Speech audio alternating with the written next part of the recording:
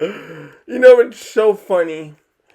I was on the painted lines with D-Lan and Landis Brooks was a special guest there, and the topic inevitably went to the guy who I wanna.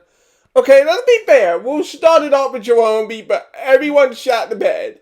But I'm just saying that Brooke Landis and D-Land and myself, we all had a discussion. I'm just saying, that game you watched, that horrible game you watched, was the excellent example of how a point guard who can't create for himself or for others, the only thing he can do is toss it in the corner. And that's great. I hope you can. It's my sarcasm. I'm sorry. There are point guards at the street who could create off the bounce into the paint. Like, there was no reason Jarvis should have been hanging around. It felt so much like a bet bound game.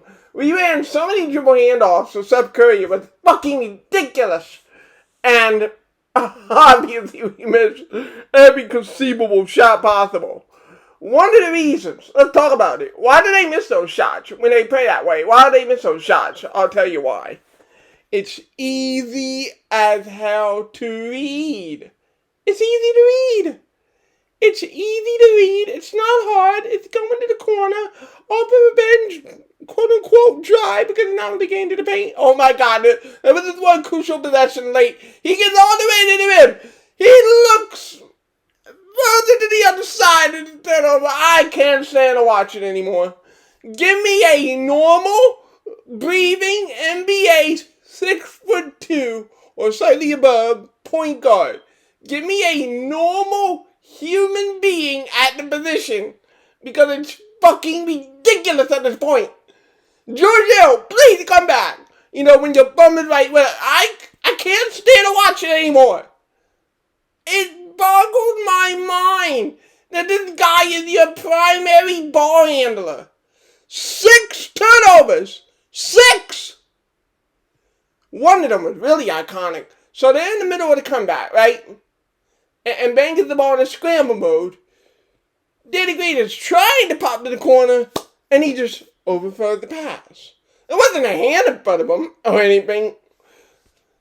Ben Simmons is just not. I have no trust. I have absolutely zero trust in Ben Simmons right now. Zero.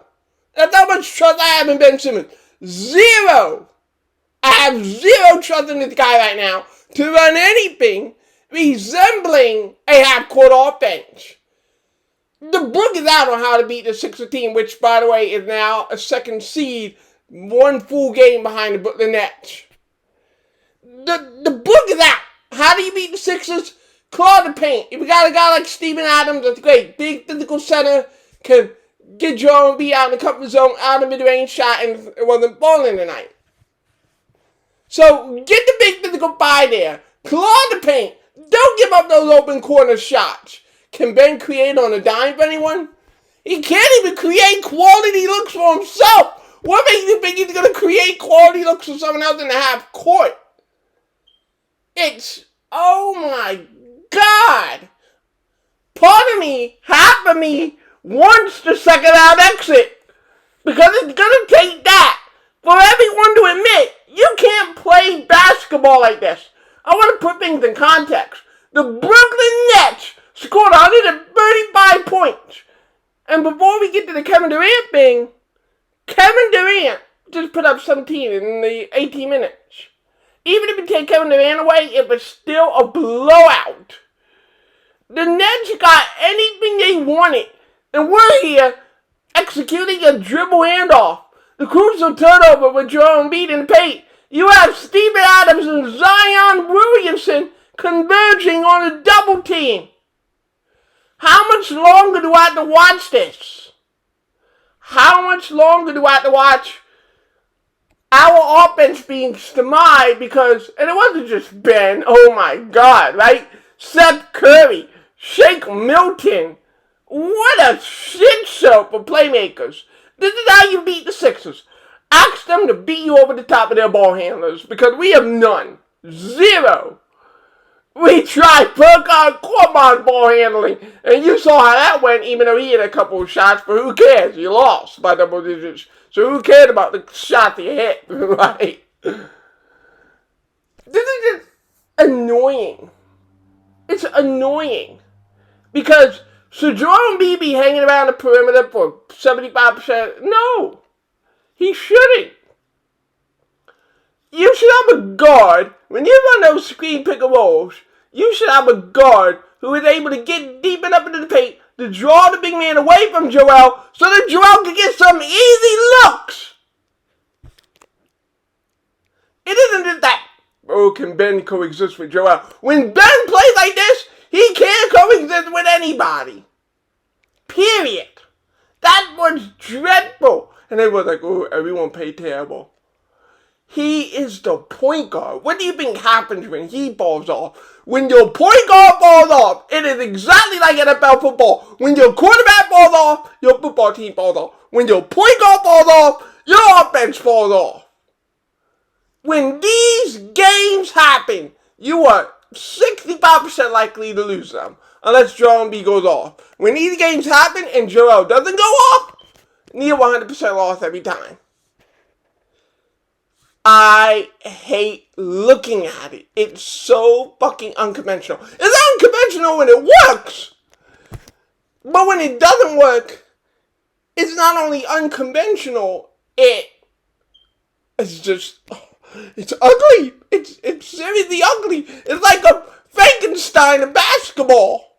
I started watching some non-Sixer games just because I needed a break. So I watched the Nets actually last 4 games they played. I watched them play the Bulls. I watched them obviously play the Pelicans. And I watched them play the Knicks. And I actually ended up being a little bit impressed. Not by, Kyrie obviously is who he is, and, Harden went out. But even they had guys like Chuzozia. Their third string guard is better than anything that we could put up out there. Their third string point guard. This is embarrassing. If we lose, when we lose in the tournament, I don't want to go like this for another year. I'm sorry, I don't. I don't want to go into this with more. We're running some dribble handoff because we don't have a guard that can initiate offense. I really don't want to go on like this. We're wasting Joel Embiid's prime like this. We're paying a man $30 million, and in his bad games, I'm not even sure if he should be in the league. I'm serious. It's absolutely dreadful. Somebody say, ooh, yes, 5 steals. So he got the ball back for as many times as he threw it away. And? So what? His defense doesn't give him a mulligan every time he screws up.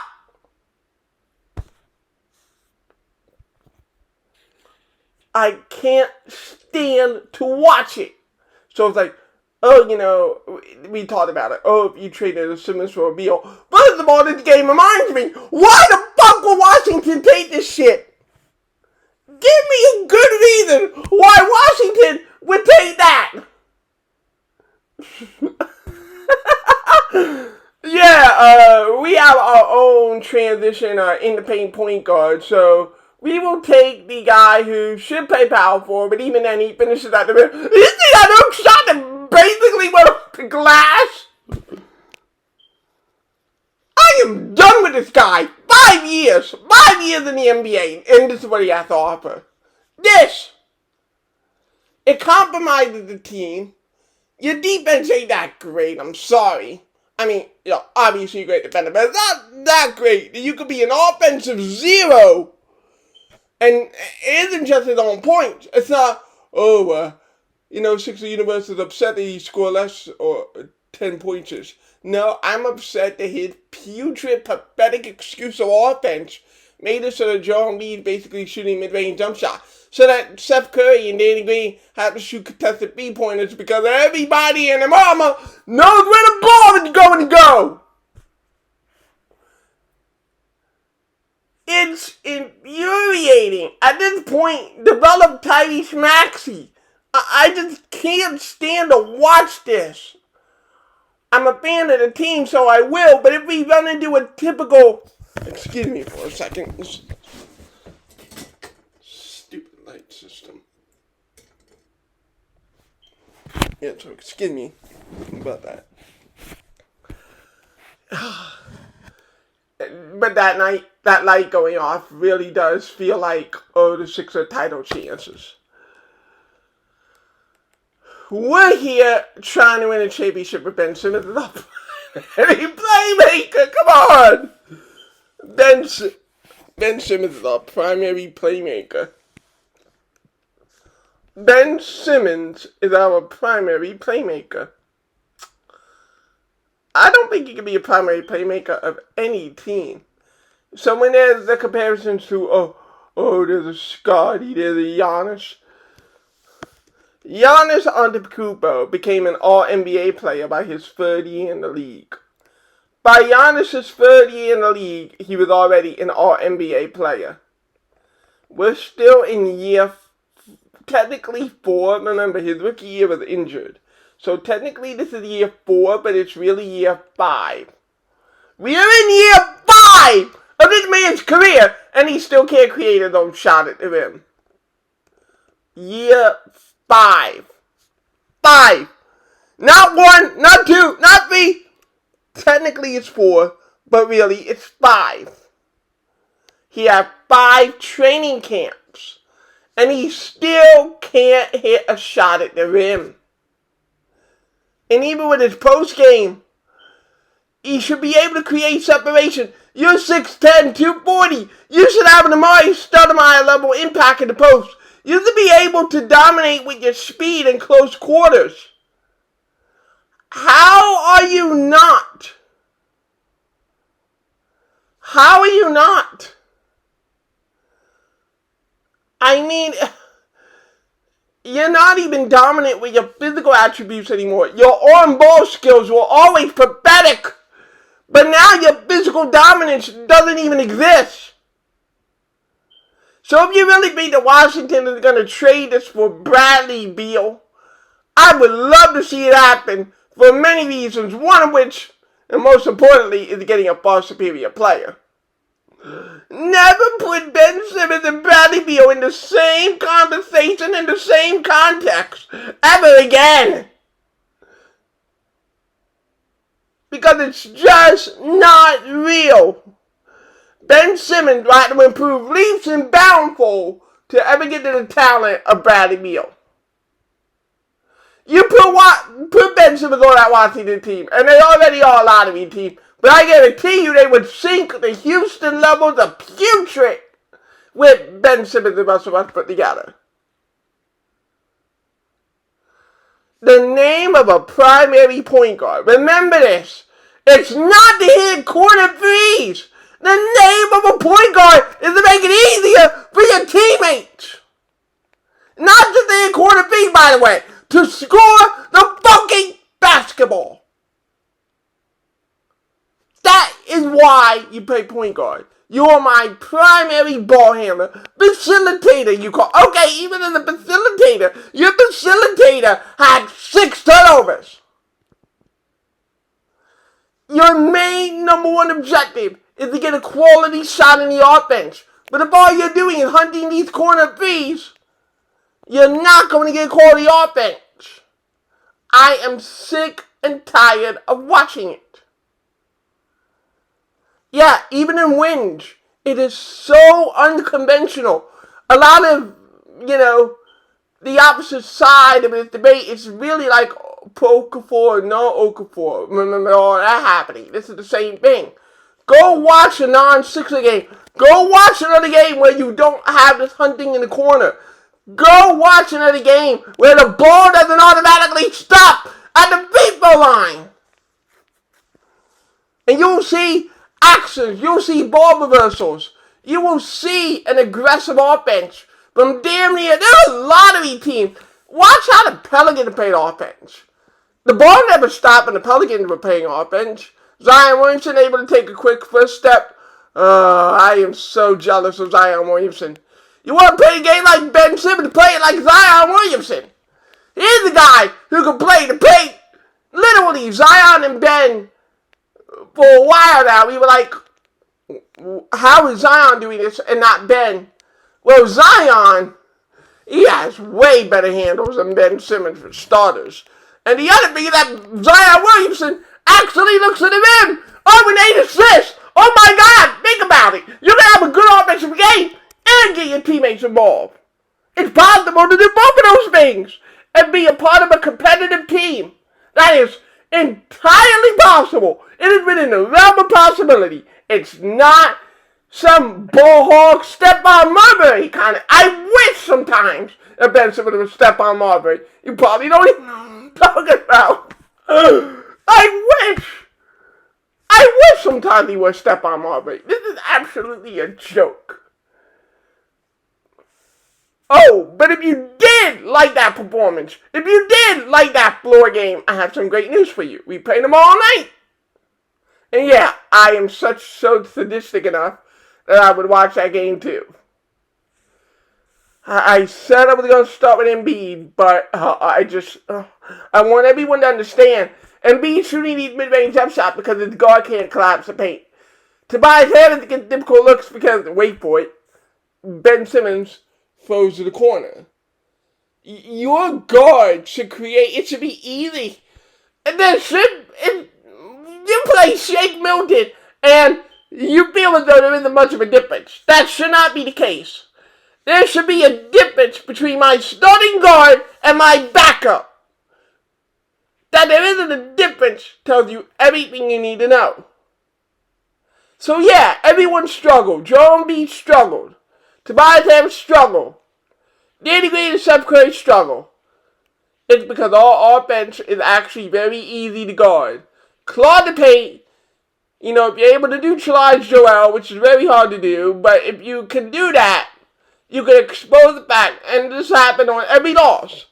Every loss recap that we have, if you look at them, don't they all start off the same? Poor point guard play, poor inability to attack off the top of the defense, ends up in a loss.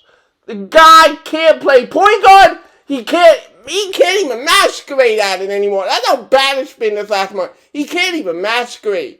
There's no illusion. He can't play point guard at all. I'm done. You're never winning a championship this way. You're just not. Like, you're just never winning a championship with Ben Simmons at point guard. And when Ben Simmons played a game like this, I'm even doubtful, can he play power forward? Because remember, for a power forward, you have to screen and roll. You have to actually get your body involved and be a damn physical ball player. Ben Simmons isn't a physical ball player, at least not always. And that sums it up. You might get good Ben a little bit at a time. You might get good Ben some part of the time. You'll never get it for 48 minutes. And you damn well, and even if you do get it for 48 minutes for one game, you damn well aren't going to get it for, several games in a row. So when Joel Embiid and Tobias Harris, Joel Embiid misses a mid-range jump shot, Tobias Harris forced to contested jump shot, when that happens, you lose the game. Because we're paying $30 million to a guy who paints the corners. Casual. No, I'm not a casual, Reggie Miller. You will lose tournament games with this pathetic, poor excuse. Oh, and that Laker game, by the way, 7 turnovers, 7. You were lucky to come out of that Laker game with a win. You were lucky to come out of it with a win. I'm not a casual.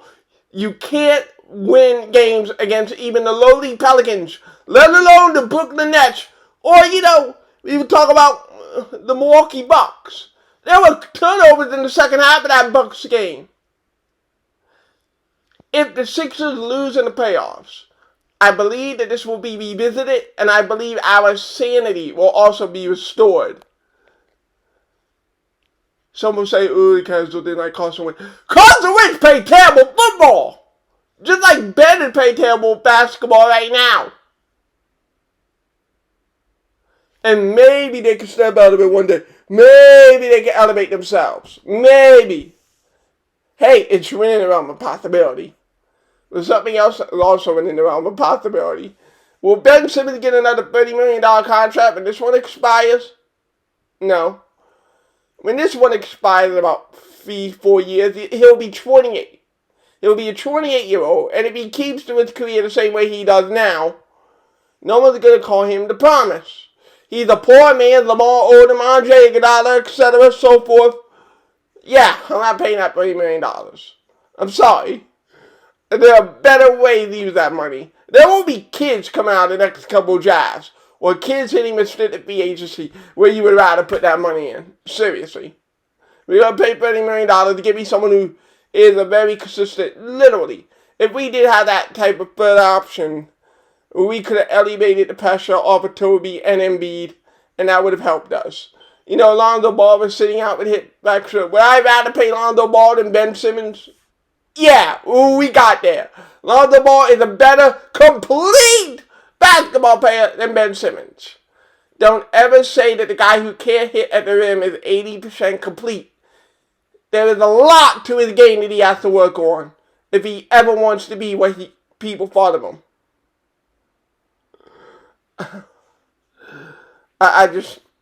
Title of the video is going to be, I can't stand watching Ben Simmons play basketball anymore. I can't. It's totally disgusting. He's averaging less than 10 points a game for the month of April. We'll end it right there. Sick of the universe signing off.